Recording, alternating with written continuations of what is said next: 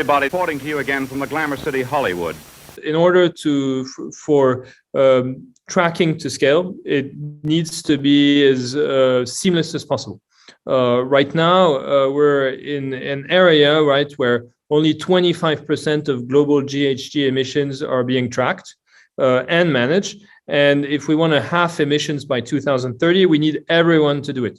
And we need to do it in 5 years. So I think the idea that everybody could be tracking his footprint in 5 years is not as crazy as it might sound just now. But in order to achieve this, identify the sources of data that everybody has and translate it into essentially the new metric that you want people to look at, in our case, carbon footprint.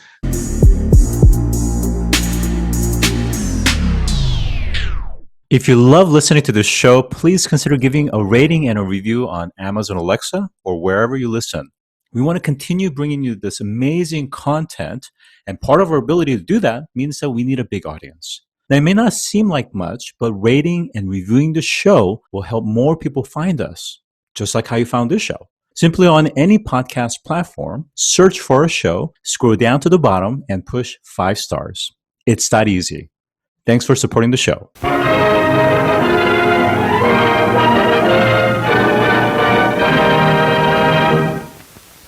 Today, I'm joined by Alexis Normand, CEO and co-founder of Greenly. Welcome to the show today. Hi, Scott. So happy to be with you today. So you have a very eclectic background, from political philosophy, from La Sorbonne to graduate of HEC Sciences Po, and even worked in connected health as well as bioinformatics. I wonder if you could tell us a little bit more on how you eventually transitioned to carbon accounting and management. Sure. I mean, it is eclectic. I was always interested in public policy and literature, to be honest. I didn't plan to become an entrepreneur. Very long story. I began in consulting, working for government entities in the Gulf, and transitioned to connected health, thinking about demography. What's 2050 will look like. And I thought, that if we were all going to be wearing these devices, we'd shift to a preventative model. And I wrote a short story about this, and I became interested in the actual business, met the co-founders of Withings, IoT for health company, told them about my story, where everybody goes to live, up to 150 or something, with all the problem that this entails. Imagine, Putin still being alive in 2050. And they say, we love the vision, we agree with it, we don't know how to frame it. Come and work with us. And this led me to essentially do some business development, create a B2B entity, up to becoming the head of the Boston office for that, where I was selling IoT devices to health systems in the US. So Scripps, the Cleveland Clinic, Beth Israel, all these guys who were essentially, so the short story became part reality, where we were essentially equipping cohorts of patients to track cardiovascular diseases and work with doctors to get patients out of the hospital by nudging them into better behaviors or simply creating alerts. So it's surprising how much how far a good story can take you. I would say the company was sold, became less interesting. So I stayed in Boston, started to work for different startups in digital health. We went to Techstars, but at the end of the day, personally, I had a bigger and bigger interest in environmental sciences, and I had a little bit come to the end of the journey when it comes to digital health, having basically seen too much. So, I wanted to keep innovating, but digital health, I had become too much of an expert, so to speak, even if that might sound arrogant. So I wanted to essentially shift all these learnings into what makes, behavioral change possible into a completely different domain. And that's how we said, okay, let's do the Fitbit for carbon footprint. I had come to a point where I had enough network and money and so on to launch it myself with a partner. So we launched an app to track your footprint automatically. And that led us to realizing that it would be 10 times more relevant for companies. So I'll stop there for a moment, but I've just fast forwarded, 6 years of my life here. Great, super. And just, years ago, I used to cover wearables and IoT as well. And also we're, familiar with Aura Ring since the early days. I think when you look at the arc of your career, it's really around this notion of quantification. It's quantification as well as the devices that automatically emit this data set, and being able to actually harness that data to be able to have empirical data set, because data is not going to lie for the most part. Although there's some debate about statistics and mathematicians feeling like statistics being maybe not used properly. Now, with that said, in the general category that you're in, that suite of software is also starting to get fairly crowded. And I wonder how Greenly compares to some of the other competitors that are in the same space. Yeah. So, exactly how what you said. We thought that in order for tracking to scale, it needs to be as seamless as possible. Right now, we're in an area, right, where only 25% of global GHG emissions are being tracked and managed. And if we want to halve emissions by 2030, we need everyone to do it. And we need to do it in 5 years. So, my experience in tracking was that in 5 years, everybody came to track the number of steps that you walk every day. When we were showing the first Fitbits of our first Withings watches, everybody was laughing at us, basically, and now it's on every phone. So I think the idea that everybody could be tracking his footprint in 5 years is not as crazy as it might sound just now. But in order to achieve this, you need to do exactly what happened in digital health, which is to identify the sources of data that everybody has and translate it into essentially the new metric that you want people to look at, in our case, carbon footprint. So we initially did this for individuals in an app where they would link their bank account, kind of like the app Mint, where you link your bank account and it gives you your credit score. So we did the same for carbon footprint. But now that's for individuals. For SMBs, medium-sized businesses, even enterprises, you can do much the same by linking to the ERPs or the accounting software. So we essentially integrate with about 100 accounting softwares, QuickBooks, FreshBooks, all these guys. And it gives you a first high-level view of, what are the biggest areas of your carbon footprint using what we call a monetary approach. So, a dollar of fuel has an average emission linked to what it corresponds to in terms of gallons of, gas, basically.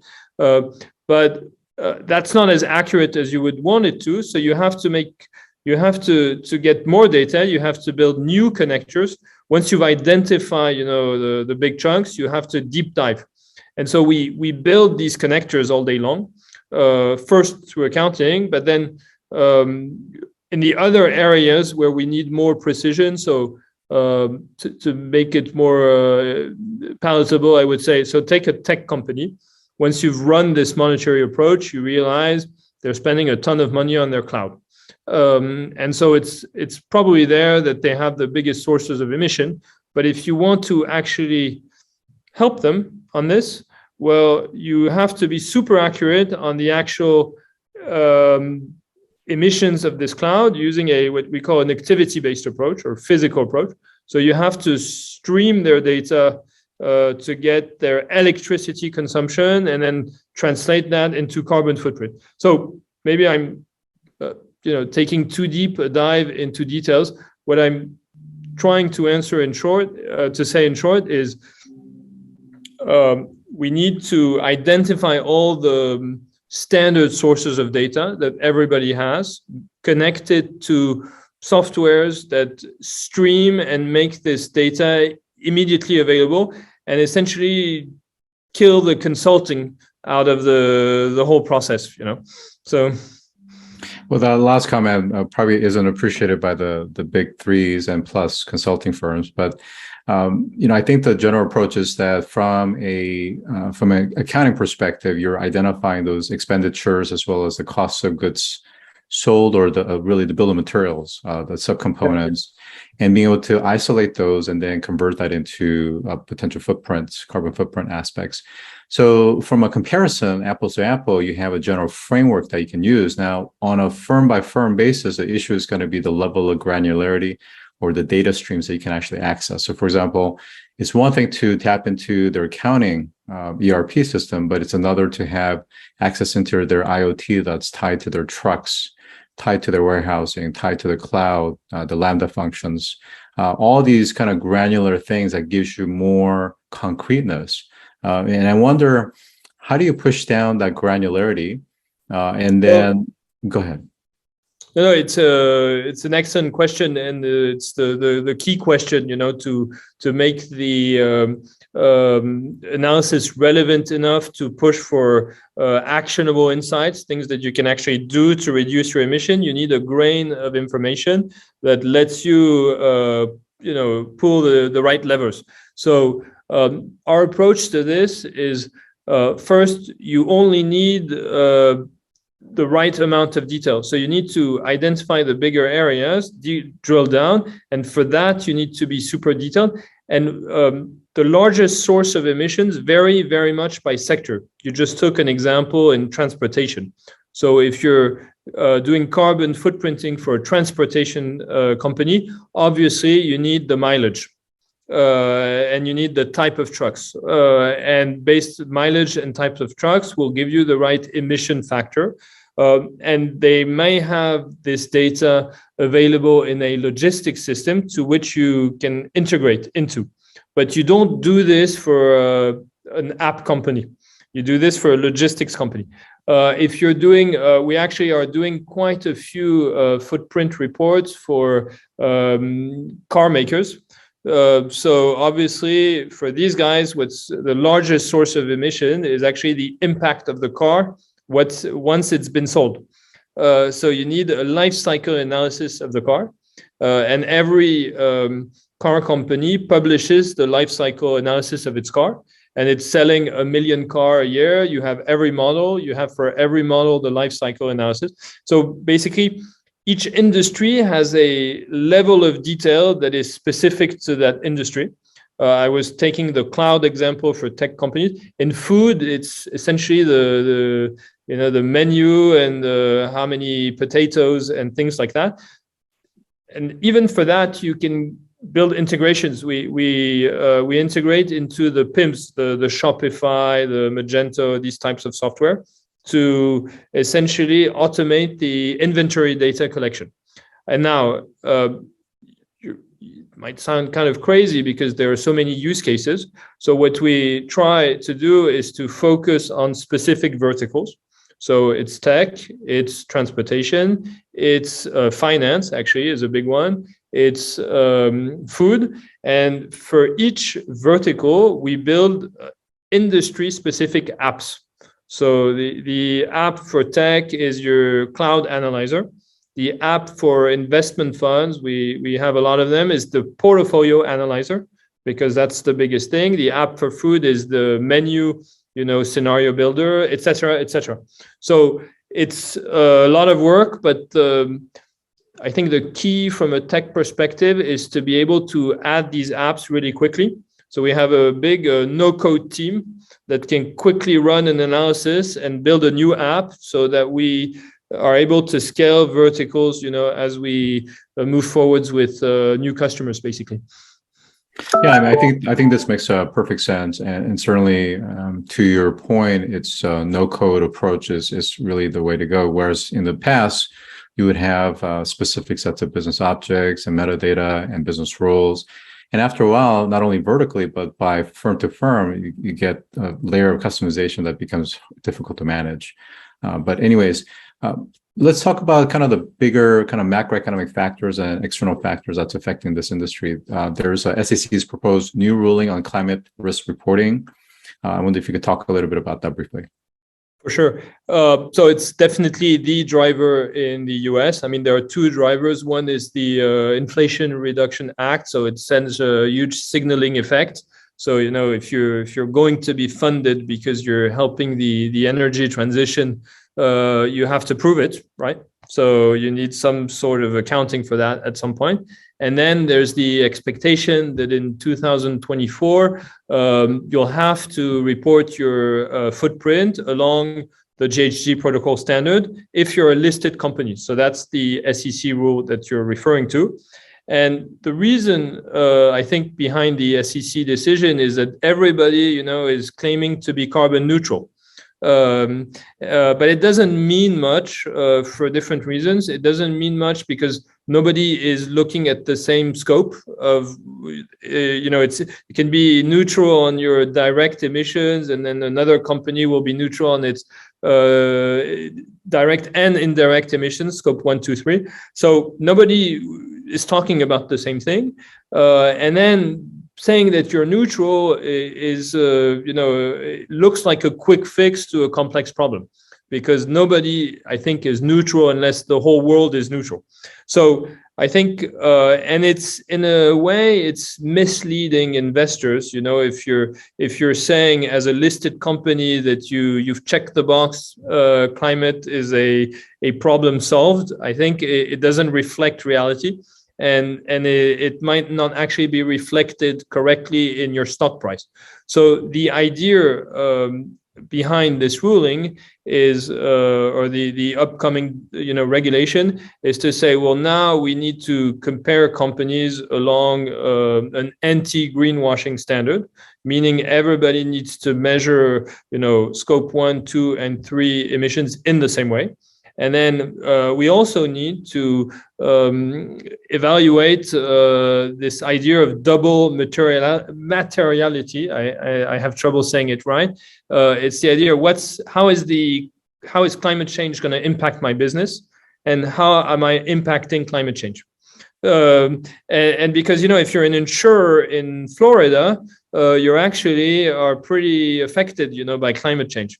So when you compute your dependency on emissions, which is really what your dependency on fossil fuels, which is really what carbon accounting is, then you're essentially getting to an assessment of that risk, and you have to disclose it. So not to get too technical, the SEC decision is definitely making the market for carbon accounting take off in the US.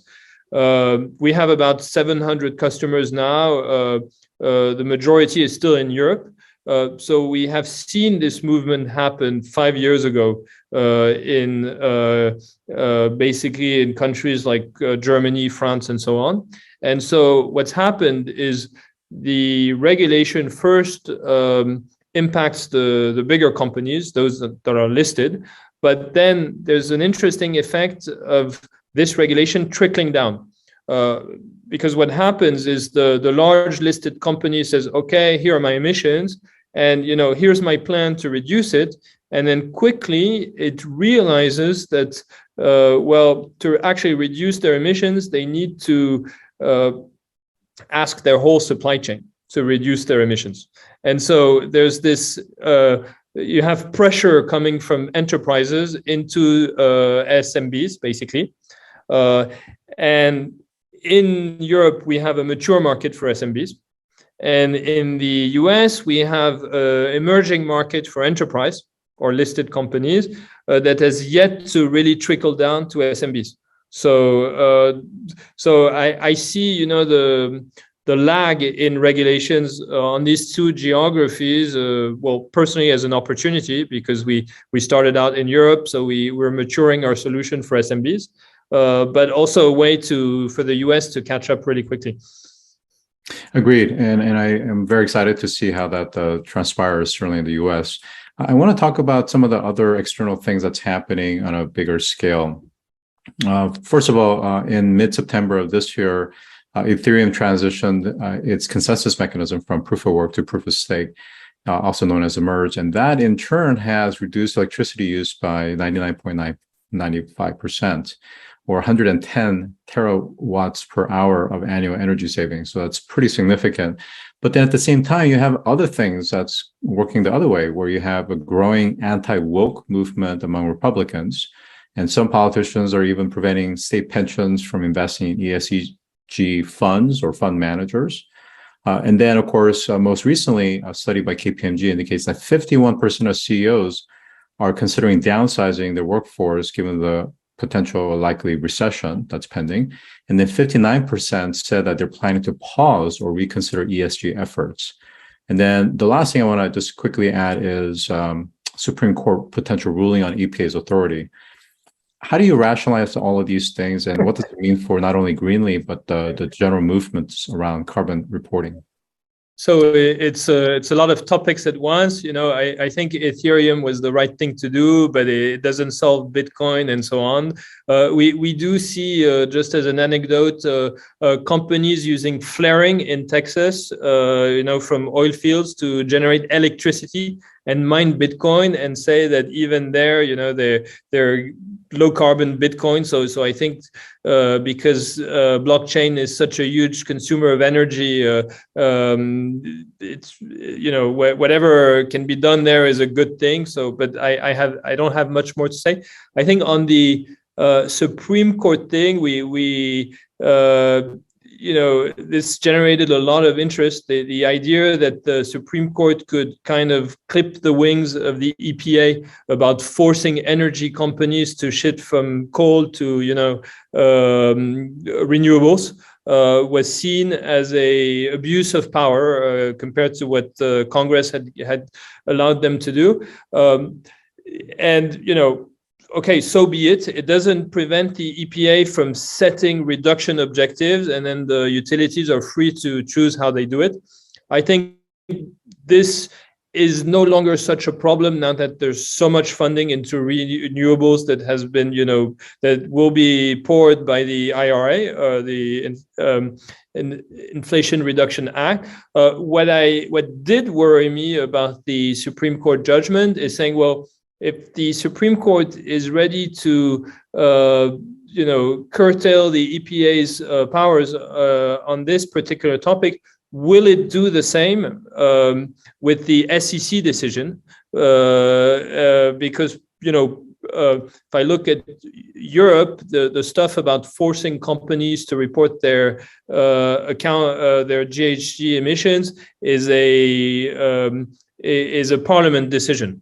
It's voted into law by the parliament in Germany, in France. It's an EU regulation. So there's a very strong mandate. No court of justice can challenge that.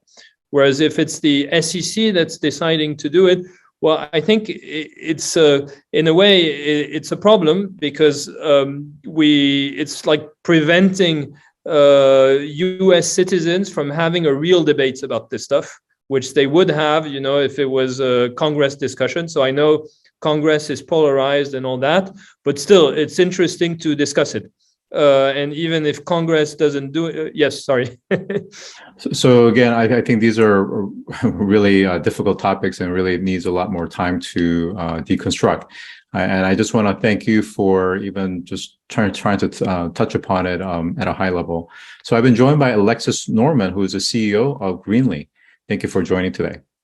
Well, thank you for helping me cover so much today. It was great to talk to you. If you've enjoyed this episode, take a moment to rate our show on any podcast platform that you listen to. Scroll down to the bottom and push 5 stars. It's that easy. And as always, thanks for listening.